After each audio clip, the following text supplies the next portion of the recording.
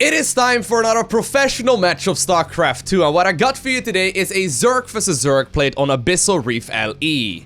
Spawning in the bottom right corner, saying GLHF Snute, we have none other than the red Zerg player known as Nerchio. And his opponent, spawning all the way on the other end of the map, I mean, you may have already guessed it, we have none other than Team Liquid's Snute. Now, of course, this is going to be a Zerg vs Zerg, right? And for those of you that have played StarCraft 2 whatsoever, at the very least, like competitive 1 versus 1, you will be aware of the fact that ZvZ can end very, very quickly. In particular, in like the lower leagues on the ladder. If you accidentally run a group of Zerglings into a single Baneling and your opponent does not make that mistake, the game can just sort of end right then and there. And for the most part, Zerg vs Zerg games are very, very short. Now, I don't know this game, I haven't watched this game of course myself, but what I did notice from the replay timer is that this is a very long, drawn-out Zerg vs Zerg, so I'm really excited for it, because honestly, those are pretty uncommon nowadays. I mean, for the most part, even at the professional scene, right, well, of course, these players will not just randomly run a whole lot of Zerglings into a Baneling. I mean, they will occasionally make that mistake, but for the most part, it doesn't really happen nearly as often. The games still don't last, like, super long, you know? In particular, in, like, series and whatnot, there will still be a lot of cheese, and it looks like at least 4 right now, Nerchio and Snute are opening up relatively standard. Snute going for that faster expansion, whereas we see a bit of a safer opener right here from Nerchio instead. Now, for those of you wondering, because I've seen a couple of people comment down below in the comments of the video saying like, hey Loko, how can you only upload good games? Does that mean you've seen them before or whatever? And I can tell you, no, I haven't seen these games, but I simply cast a couple of them and only upload the best ones. So, you know, if this game turned out to be terrible, it wouldn't even be on YouTube. Although, at this time, I don't even know if it's gonna be there. So, basically, I've been trying to upload only the best ones while casting a lot more. So that way, you will always be able to get the highest quality of games over here. Just, you know, just so it can become more epic, I suppose, you know? It's always a lot more fun to watch the longer, drawn-out games most of the time. Of course, every now and then, cheese is a lot of fun as well. Now, we do see the Zerglings making a bit of an interesting path right here, although we can say the same right here for this Overlord. Snute actually sending this Overlord in kind of an awkward position. It's actually kind of cool. Of course, this would be able to spot incoming Zerglings very early on as well, but oftentimes you see sort of like a meta game going on in the game where players start moving their Overlords about a little bit differently. For example, Nerchio just simply sent his Overlords in like a more standard path here instead, and he would have not been able to see that second Overlord from moving out unless he ran the Zerglings in the particular direction that he went for. That could have tricked him into thinking that that Overlord was going to be late from Snute, and therefore Snute would be going for some sort of cheese. It makes for a lot of different little mind games, and basically what I'm trying to say is that players are trying to mess up their opponent's strategies and build orders by Overlord pathing alone. And you can see, like, in particular at like the highest of highest levels when players face each other over and over and over again, like definitely happens between Nerchio and Snute. They will start playing these silly little mind games that are very difficult to catch, just because they know very well what their opponent's tendencies are, and really what like the common strategies of either of these players are as well. Snute going right here for a very fast third command center, not seeing, or not a command center, rather, a hatchery instead. It will indeed get killed right there, that one Zergling that was trying to take it down as well. And now we also do see that follow-up here with a third hatchery from Nerchio, so you will be able to match that economy quite nicely. Now, when it comes to watching ZvZ, a lot of it will come down to these Zergling Baneling battles, and of course also like higher tier units a little bit later, but really where the game is decided is the amount of drones. So whenever you're watching a ZvZ, I would highly recommend keeping an eye out right here at the bottom side of the screen for the amount of workers that both players have, because really that tells the tale. Like in the game of drones, you win or you die. It's a very important thing to keep in mind, because the player with more drones will just simply be able to produce more stuff. And if you're trading efficiently, not like that. Not like that at all. If you're trading efficiently, generally speaking, you will be able to come out ahead if you are the player with more workers. And you can really see that trying to happen right here as well. Both players knowing very well that they will more than likely not be able to close out the game very early on here at all. So they're sort of just giving each other respect in that regard and allow both players right here to drone up for a little while longer. Nerchio actually going for the wall of right here at the top of the ramp, already having that +1 missile upgrade coming in for the roaches, and he's getting a roach warren right now too, so indeed he will be able to start defending his third base with the roaches very, very shortly. Of course, +2 attack and +1 attack on roaches is extremely valuable. The earlier you can get it, the better it will be, but it's a rather big commitment as well, because Snute does have a couple of links here that he's going to be able to start moving across the map with, but for the most part, both players are just sort of trying to feel each other out. I mean, if you look at the minimap vision right now, Snute has got full vision of basically everything that there is to be seen. He knows very well if his opponent is indeed going to be moving out as well, but at the same time, Nerchio did just get a beautiful scout off and scouted the timing of that lair, and it will indeed trigger him to, you know, be pretty happy about that, because his lair was quite a little bit faster, so that does indeed open up the potential for counter attacks and timing attacks as well. But both players really actually getting away with a lot of workers. Of course, that also has to do with this map, right? This map is rather big. On top of that, there are a lot of tight chokes and tons and tons and tons of pathways. So if one player, for example, would get really aggressive and try to start dealing damage with a couple of Zerglings and move across the map with roaches, for example, counter attacks have just opened up very, very quickly. And Nerchio is indeed morphing in an Overseer Cocoon right now. He's going to be able to scout out exactly what the opponent is going for, although the Overseer for the moment is just simply blinking away at us, but eventually it is indeed going to fly out and get to safety as well. Fun fact, if you morph in the Overlord, when it is just being attacked by the Queen initially, the Overseer will indeed morph in time if you do it within the first couple of seconds of the Overlord being attacked, and then, it will come back alive with full HP as well. So oftentimes you can indeed keep your Overlords alive, like we could see right there. Now here's the first little bit of tech switching that we see from both of these players. Snute has decided to go for a very quick Spire here, while still having, a lot of Zerglings out here as well. He's also got those roaches, of course, and he is indeed researching missile upgrades, but he will more than likely be able to start producing at least a bunch of mutas, whereas on the other end of the map, we see Nerchio starting to produce infestors. Very interesting. So he's got the infestation pit done. I don't think he went for the upgrade on them. No, he did not go for the upgrade on them. So pathogen glands will not be finishing up, but he will be able to get a couple of fungals here, and combined with queens, he could easily shut down mutas as long as they are clumped up together. Now, we do see a handful of Zerglings trying to make their way across the map here as well, but so far, this is actually a relatively, laid-back Zerg versus Zerg. Generally speaking, it's a very action-packed kind of game, right? And here's, by the way, once again, a cute little cocoon morph-in. Cocoons, generally speaking, like these little, packs of units, I guess, that are morphed into something else, have a lot of armor, with the exception of the Baneling, but they can actually be staying alive for quite a little bit of time. At the very least, I think it has to do with armor, but regardless, Lynx have a very hard time trying to take care of that. Now, Snute, trying to go for the run by here, will be able to figure out that indeed there is a wall at the top of that ramp. He must have already had that idea here, but the mutas are indeed moving across the map. And, well, for the moment, there's not a whole lot of vision until they already made their way across the map. And I wonder what exactly Nerchio is going to be able to do with this. Now, of course, you will be able to start landing those Vikings. Oh my god, that's so cheeky. He tried getting the fungal there and then also going for the corrosive biles. Of course, there we go. That's beautiful. Wow. We've seen that a lot with dropships in Zerg vs. Terran, but that was an absolutely great snipe there. Will make this significantly easier. Of course, queens are very good at warding away these mutas, but with some cute micro there, Snute indeed does keep a lot of them alive, and he actually managed to do a very substantial amount of damage here. The supply counts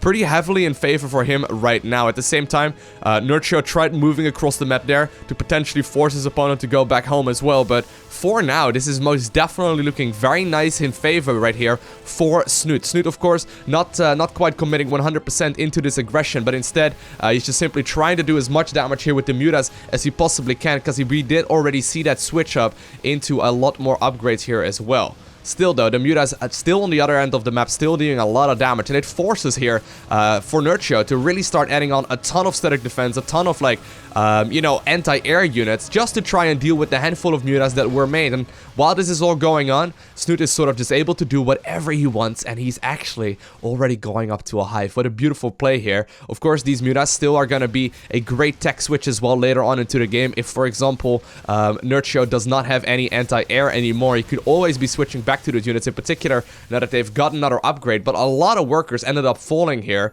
And actually, it says 14, but for some odd reason, I'm only seeing 13 workers killed here in total in this game. But regardless, Nerchio really having to eat quite a lot of losses here in the relatively earlier stages of the game. Now, I wonder what exactly are we going to be seeing from this hive here. We see indeed that Glio Reconstitution follow up here as well, so that is of course the roach speed research. But you know, this is kind of tricky because these roaches are still going to be very well upgraded, and just in army supply counts alone, the game is relatively even, but Snute is just simply mining a lot more. He's had this fort base he's had that fort base up for a little while. Of course, the same can be said right here for Nerchio, but this army here from Nerchio does scale a little bit later into the... Oh my god, look at that. We actually see that Ultralisk cavern follow-up right now. I'm really starting to enjoy this. Alright, so here's the thing, right? These units will indeed start gathering more and more energy, and that's what makes, you know, infestors so extremely valuable. Oftentimes you can do so much damage with them,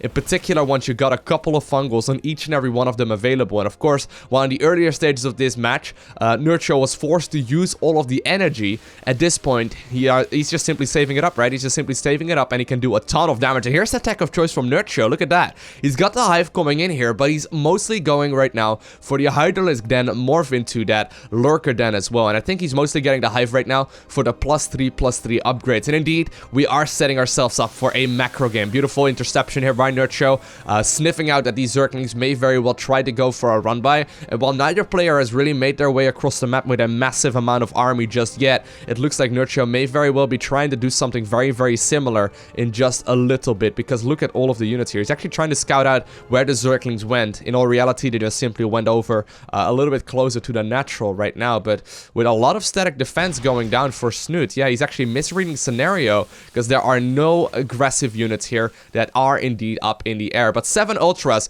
just about to pop up here, actually. Chitinous plating not quite done, however, but of course with beautiful fungal growths there from Snute, having his own infestors now as well, he's going to be able to do a significant amount of damage. At the same time, though, a lot of Nerchio's army is indeed going to be forced to split around. He is indeed going to be able to pick up that hatchery here at the exposed front base, but the Ultras are now out. They actually will be finishing up Chitinous plating here very, very shortly. Nice fungal there on the retreat too, but Snute most definitely is trying to do as much damage as he possibly can. Once again, a beautiful fungal growth will be able to catch a very significant amount of those units, and Snute, I mean, he's on the prowl here. While he was very significantly ahead in supplies earlier, it looks like for the very first time in this match, Nerchio is looking extremely solid here. He's got a lot of very solid units, but on top of that, he's getting these Lurkers, and Lurkers, they deal a significant amount of damage to everything on the ground. And while Ultras do have a ton of armor at this point, they can most definitely die relatively easily to all of these Lurkers as well. And I wonder how much damage he's going to be able to do. Of course, this will all come down to the fungal growth. Ultras cannot be affected by fungal. I believe they still do take damage, but they cannot be rooted in place, which is really what makes these Ravages so very potent. And while so far this engagement most definitely is going in favor right here of Snute, he is not really able to find his angle here. I don't know if he's already seen that the Lurkers are indeed on the ground, but they're going to be able to start dealing a very substantial amount of damage. Fungal growths going down on every which way, and so far, neither player really willing to commit to this engagement just yet, but eventually, these Lurkers are in the ground. They are picking up kills, each and every one of them, and that's really their strength. They can just simply sit right here, and there is no real way for their opponent to be killing them as well. I mean, of course, corrosive biles do deal quite a little bit of damage, but in these kind of massive engagements, it's very tricky to spot exactly how many there are in the ground, and in particular on a map with the graphics like this one, it can sometimes be a little tricky as well to see how many units exactly are trying to attack you. Now, there are more and more Ultralisks coming in. There's also a handful of roaches trying to make their way across the map now. I don't think he wants to sacrifice those for absolutely nothing. Yeah, he's indeed going to try and...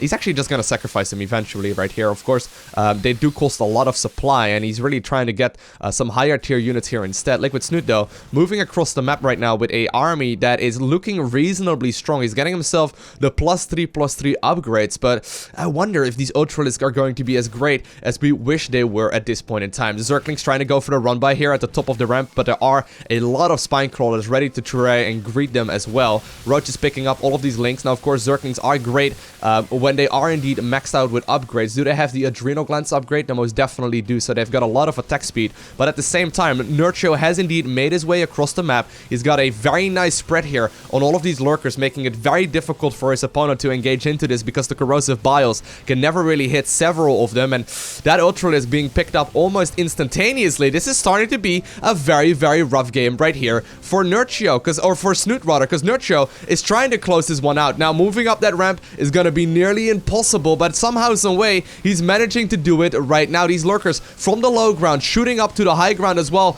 Ultras trying to go for the surround, and they are indeed cleaning up a very substantial amount of these units. Ultras at the same time trying to make their way down the ramp. That, you know, a bunch of rocks here is actually hurting him quite a bit because he cannot easily engage upwards. But the roaches, somehow, some way, have managed to do a very substantial amount of damage. And I think Snute magically has managed to hold on right now. We do indeed see that switch here into a ton more Hydralisk as well. Do they indeed have that upgrade right now? It doesn't look like they've got the speed and the ranged upgrade just yet. That's a little bit unfortunate here.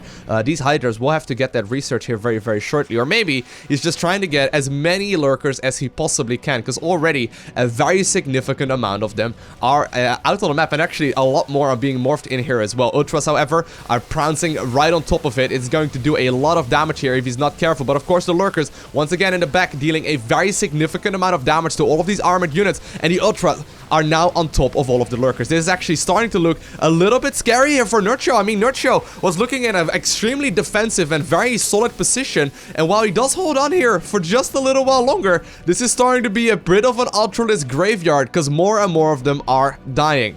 One of the Lurkers apparently magically was left behind. It will indeed try its very best to get on out of there as well, and it looks like his buddies indeed ended up saving it. At the same time, a couple of roaches have made their way into the main base here of the blue Zerg player. Of course, that does mean that Snute will have to find these, because they can indeed do quite a little bit of damage, but this could still be anyone's game. What a crazy match here so far. Here's the thing, right? Snute has been holding on here because of his superior upgrades. He's had some very, very powerful upgrades here for a little while. If you have a look at that, look at all of that. He's had so much more research than his opponent, but I mean, the longer this game, like, lasts, right, the more difficult this is going to be, and that's actually the tech of choice here for Snute. He's gonna go for a bunch of Vipers. Vipers can indeed cast their Blinding Clouds right on top of all of those Lurkers and prevent them from attacking, and that may very well allow him to close the distance right here with the Ultralisk. On top of that, there are quite a lot of high-energy Queens now. The Queens, of course, deals very significant amounts of damage, but on top of that, will be able to transfuse these Ultras for a very long amount of time.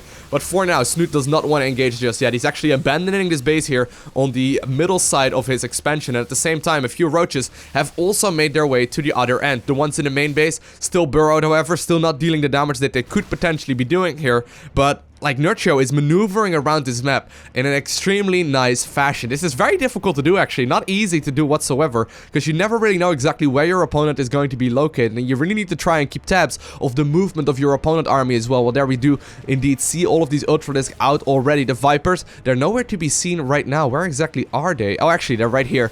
They can actually do a very significant amount of damage. He's gonna abduct the units now instead, which indeed does force them to be unburrowed as well, but the Queens are not here. Why are the Queens not here? The Queens could do so much damage here, and with the kiting, Nerchio is actually killing a lot of these units. The Queens still hanging out there in the back, I think. Yeah, they're not being moved over. Slight mistake here from Snute, not keeping his Ultras alive for as much as he possibly could, and look at this kiting. It's absolutely beautiful, because Nerchio is just simply slowly moving backwards towards his base, fighting off creep against these Ultras, and indeed, the Ultras are now forced to head home once again. Now, there are a lot of them right now at low HP as well, but Nerchio is still having a very significant amount of army advantage. Plus, on top of that, he is mining a very solid amount as well. You can really see that in the gas income right now in particular. Lots and lots of gas being mined right now for the red Zerg player, whereas Snute is going to be in a little bit of trouble in that regard. He still does have the roaches in the main base. The ones are also moving into the natural now too, still picking up more and more worker kills. And while, of course, these roaches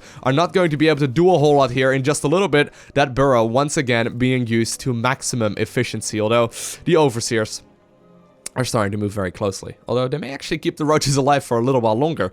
Now, apparently, both players have decided that this game should go on a little bit longer. Neither really wants to engage anymore, because this is an awkward scenario. I mean, Nerchio is trying to get an army here that can beat his opponents, right? He's finally getting that upgrade right now for his Hydralisk as well. He's getting that +3 missile upgrade. Does he already have the +3 armor?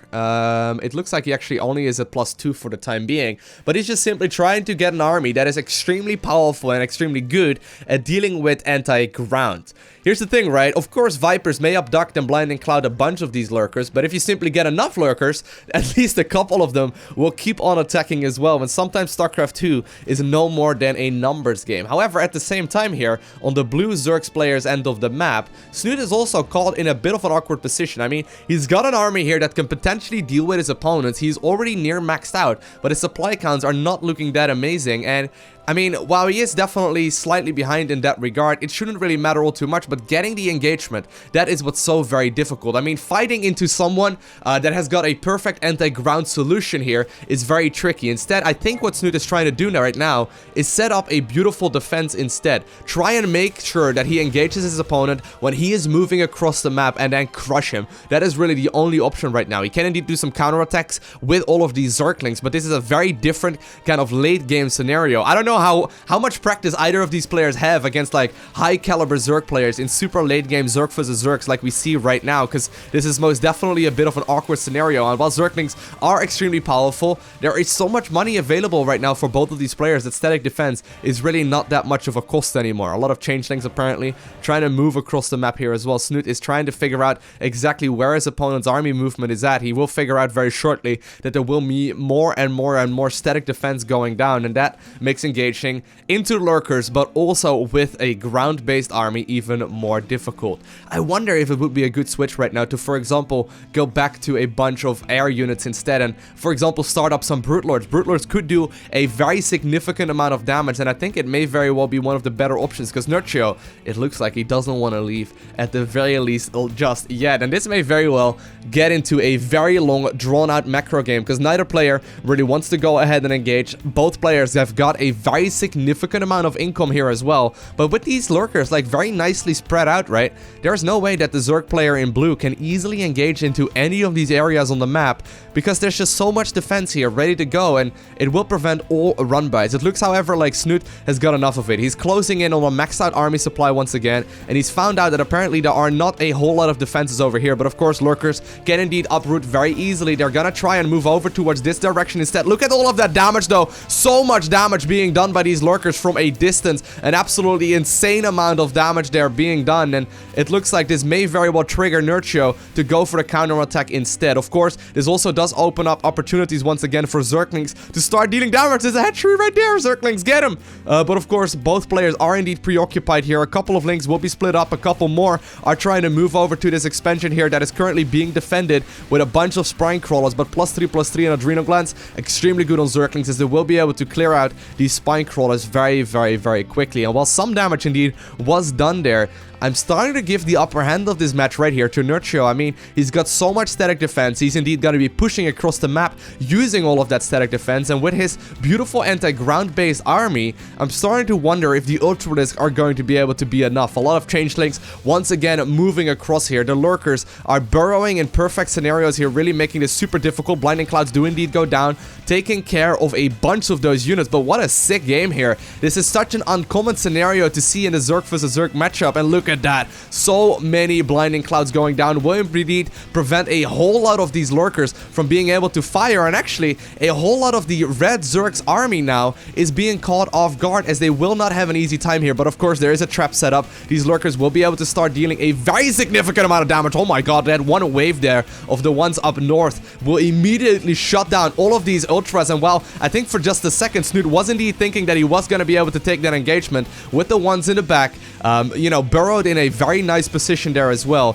Snute is indeed forced on the retreat. Nerchio slowly advancing, grabbing himself that army supply lead now as well. Of course, he cannot just simply uproot and try and move onwards, but with all of these static defense as well now, trying to move on top of the creep of his opponent, this is most definitely going to be very tricky to come back from, because with this slow move across the map, eventually all of the bases will end up falling. And indeed, Snute is analyzing that right now as well. He's instead moving across the map with all of the units that he's got. Zerglings are dealing a very nice amount of damage. There are some burrows now available as well. More and more roaches reinforcing his army, and it looks like this will, at the very least for the moment, force Nerchio to go back as well. He is still fighting with some army on the other end, but defensive Ultralisk, which you don't really see all too common in Zerg for the Zerg, will be able to get rid of those. And while some Zerglings and some drones do end up falling, Snute is still at a very significant supply disadvantage. And Nerchio, being the patient man that he is, right, is beautifully defending that. I mean, props to him for that. It's so difficult to get those perfect engagements off, and he's been doing it very, very well. Of course, he has not quite won just yet. He is most definitely at an advantage, but with some proper transfuses and with some good blinding clouds, this can still hurt a lot. Of course, the queens are going to be able to keep these ultras alive for a very long amount of time, but this is one of the last mining bases here for the blue Zerg players. All of the other bases are indeed starting to run low, and he needs this one very, very badly. At the same time, though, Nerchio's base on the other end still looking very healthy, and he's got a very solid amount of income with 50 workers versus 27. Of course, these Lurkers are still trying to get the perfect angle in, right? He knows very well that there is not that much mining going on anymore for his opponent. Of course, Snute's still trying to attempt those run-bys that he's been going for the entirety of this match, but kiting backwards here, trying to get inside of the range of all of those Lurkers, and it seems like it's working once again. These queens will indeed keep the ultras alive for a little while longer, but transfuses do cost energy, and they are indeed starting to run out here very, very shortly, and it looks like for the very first time into this match, one player takes a dominant lead. Nerchio cleans up a lot of the army, and indeed, Snute is going to be forced to GG out of that match. What an insane, epic match of Zerg versus Zerg. It's so difficult, so tricky, and I love watching it. However, playing these kind of games is a little bit more tricky, but watching it is absolutely awesome. I hope you guys enjoyed watching this match. If you did, make sure you hit that like button down below, and if you want to see more, make sure you hit that subscribe button so you get a notification as soon as I upload more. And while you're at it, you can of course follow me on Twitter, Instagram, and Facebook. Links are down below to get more notifications about when new content goes live as well. Other than that, I want to thank you for watching. Have an amazing day. Do not forget to smile, alright? And I'll see you in the next one.